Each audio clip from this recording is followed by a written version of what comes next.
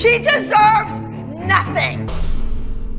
Oh look, Jojo Siwa is at it again, turning the backstage into her own asylum, dancing like she's got ants in her pants and pulling faces like a cartoon character on a sugar high.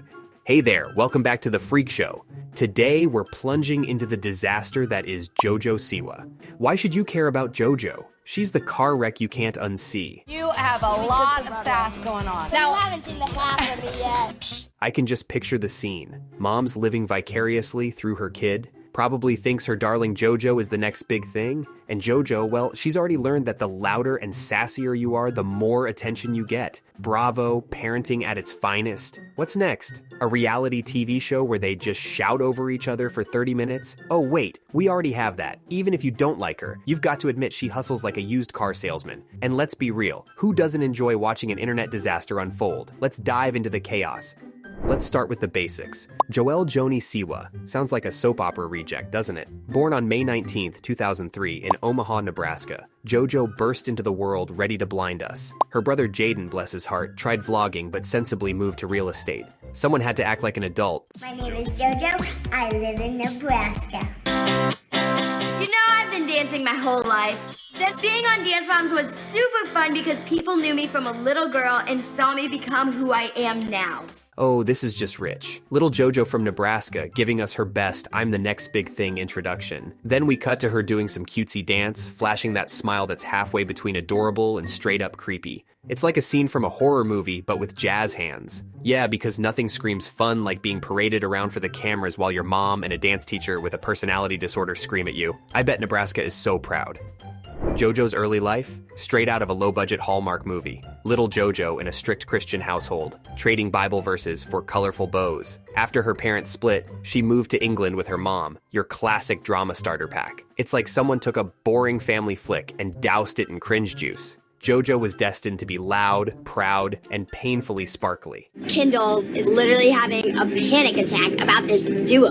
Kendall's like, I want to do it, Jojo. I want to do it, magic. I'm like, dude, I would love to do this MJ dance as a solo because I am MJ. Fantastic. Nothing says team spirit like Jojo throwing her buddy Kendall under the bus during her panic attack. Poor Kendall's a wreck, crying her eyes out. And what does Jojo do? She seizes the moment for a little self-promotion. Classic. Imagine being the unfortunate neighbors in Leamington. One day, you have a quiet Christian family next door. The next, it's a never-ending carnival. Bet the church ladies were thrilled. Jojo Siwa, turning peaceful suburbia into her personal sideshow. Just perfect. MTV Cribs, I'm Jojo Siwa, and welcome to Jojo Land.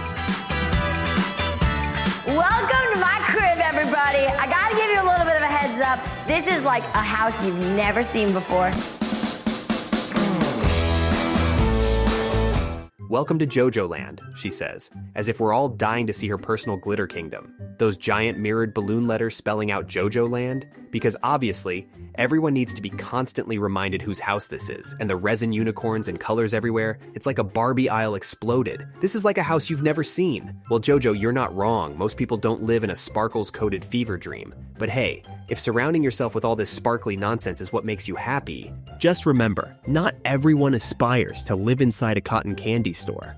Jojo didn't stumble into fame overnight. It all began on Abby's Ultimate Dance Competition, a continuous catfight. Jojo? She had her claws out from day one. At 9, she had more sass than most adults. Charming, right?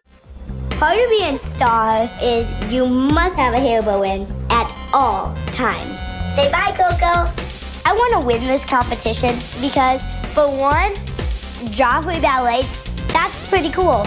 And two, the $100,000 cash, you could get like 300 pairs of shoes with that. Here we go again with Jojo at 9, dressed like she's trying out for a role that no kid should be. And of course, she's got her wisdom to share. How to be a star is you must have a hair bow in at all times. Right, because that's the key to stardom. Then she's there, waving her poor dog Coco around like a prop. Say bye, Coco! And the dog looks like it's pleading for a new owner. And the kicker, I want to win this competition because, for one, driveway ballet, that's pretty cool, and two, the $100,000 cash. Oh, sweetie, you're 9 and you're already chasing cash prizes. Nothing screams childhood innocence like a little kid with the priorities of a washed-up reality TV star. Keep those funny faces coming, JoJo. Then came Dance Moms in 2015, where she proved she wasn't taking any of Abby Lee Miller's nonsense. Seriously, the kid had more guts than most adults. Standing up to Abby Lee Miller? Not in a million years. JoJo did it with a bow in her hair and a grin. Well, if you're so good, you don't really need to be a part of the Abby Lee Dance Company.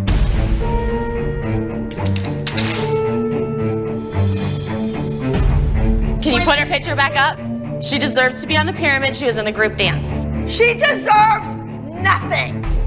Abby Lee Miller at her finest. She kicks JoJo out of the elite club and the mom goes full mama bear, demanding JoJo's picture back. And Abby screaming, "She deserves nothing." Classic. It's like watching a train wreck in slow motion. Poor JoJo, caught in the middle of this drama. Abby's brutal, but honestly, this is what happens when you put a bunch of stage moms and their kids in the same room. By 12, JoJo was a household name among tween girls and an endless migraine for their parents. Her loud personality, giant bows, and over-the-top attitude were inescapable. She wasn't just a reality TV star, she was a brand. A very loud, very shiny brand. Looking fabulous!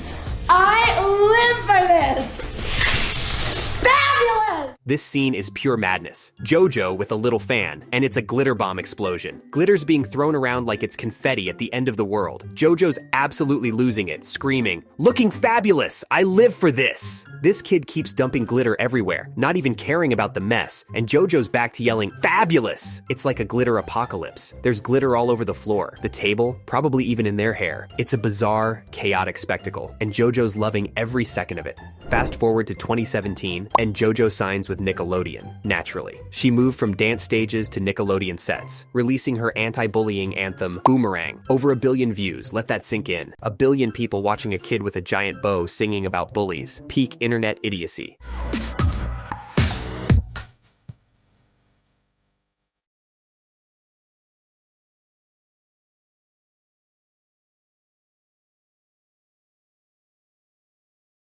This is a spectacle. JoJo's anti-bullying anthem, with lyrics about bouncing back like a boomerang. And what do we have? A dance-off between the grunge rock bullies and the pastel princess victims. The bullies, dressed like they raided a 90s rock band's wardrobe versus JoJo's team, who look like they just escaped a candy store explosion. Naturally, JoJo's team wins the dance battle because, of course, that's how you defeat bullies, with a perfectly choreographed dance routine. It's as over the top as you'd expect. JoJo leading her pastel army to victory, proving once and for all that the best way to handle bullies is through sheer unrelenting fabulousness. Remember her first big tour in 2019, Dream the Tour? Who needs a confetti cannon when you've got Jojo Siwa on stage? Every kid's dream and every parent's nightmare. If you ever wondered what it would look like if a candy store exploded on stage, well, here you have it. JoJo's World is all about maximum sparkle and zero chill. It's like a sugar rush come to life. Absolutely bonkers. Don't even get me started on her merchandise. Hair bows, clothing lines, dolls. JoJo turned herself into a one-woman shopping channel. I've seen less pushy sales tactics at a flea market, but guess what? It worked. Kids went wild, parents sighed, and JoJo, she cashed in big time. That's good, actually. Oh, yeah, no. Oh, yes! Oh, that's aggressive. Oh, that's aggressive. Let's go. Bravo, JoJo, turning a late-night show into a one-woman dance marathon and leaving everyone, including Jimmy, wondering if they missed the memo on this being a rave. Pure entertainment gold. He's trying to keep it together, but you can tell he's thinking, what did I get myself into? Jojo Siwa dropping the big news in 2021, coming out as LGBTQ+, while dancing to Lady Gaga's Born This Way. The internet lost its mind, and support came flooding in. Overnight, Jojo became a queer icon, because who else can pull off rainbows and bows with such over-the-top flair? Love yourself today, 'cause baby, you were born this way.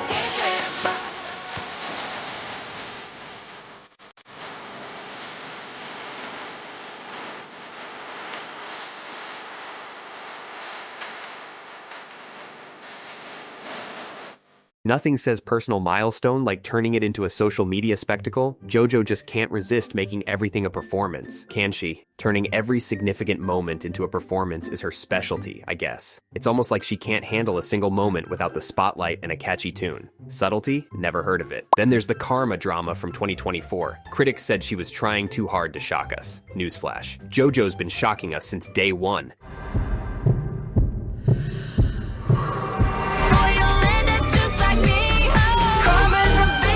It's like JoJo's on a mission to push every boundary she can find, transitioning from kitty pop star to this over-the-top dramatic spectacle. She's leaving the bows and sparkles in the dust and diving headfirst into this new persona. It's almost comical how she can't just do something simple. It has to be a full-blown production. JoJo never does anything halfway. She's all in, all the time, turning every moment into a grand performance. It's both ridiculous and impressive.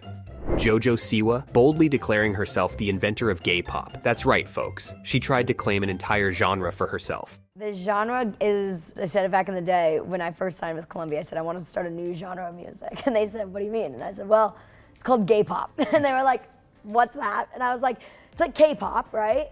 But it's gay pop. There's a style of dance, it's a newer style of dance. Oh, this is rich. Jojo Siwa, in full diva mode, telling Columbia Records she wanted to start a new genre called gay pop. It's like K-pop, but it's gay pop, she says, with all the seriousness of someone inventing sliced bread. And of course, it comes with its own special dance style, because why not? Do you want to go back on your statement and say that you weren't the inventor of gay pop? I definitely am not the inventor of gay pop, for sure not. But I do want to be a piece in making it bigger than it already is. What a smooth recovery. It's almost adorable how she thinks she can just slide back into the narrative as if she didn't just try to rewrite music history. Nice save, but maybe next time stick to your thing, whatever that is. Leave the genre inventing to the folks who actually, invent genres. An attorney for the Siwas fired back, calling the allegations 100% provably false and blaming Angie's abusive behavior for her daughter's exit from the group. You're not gonna sit in the studio, pout in the corner, be a bitch to my mom, and then expect me to like you. Absolutely. Nobody's expecting you to stay silent if someone insults your mom. But perhaps it's time to step back and question why there's so much drama and name-calling in a group of 8 to 14-year-olds. Maybe, just maybe, there's something seriously wrong with the environment you've created if even kids are resorting to such behavior. Something's definitely off in your kid-friendly empire. It might be worth considering how things got so toxic in the first place. Just a thought.